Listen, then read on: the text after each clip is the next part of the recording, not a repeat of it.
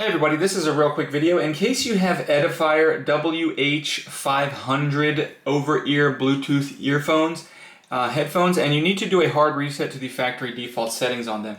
Now you're going to want to do this reset for one of two reasons. The first one is troubleshooting. If your headphones are not connecting to Bluetooth, or they're not syncing or pairing with your phone or other device, if they keep disconnecting, they're not responding, any kind of bugs like this that you're trying to get fixed, the factory reset will very often fix this problem.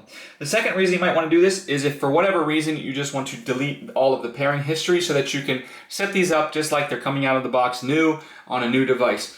It's really very easy to do.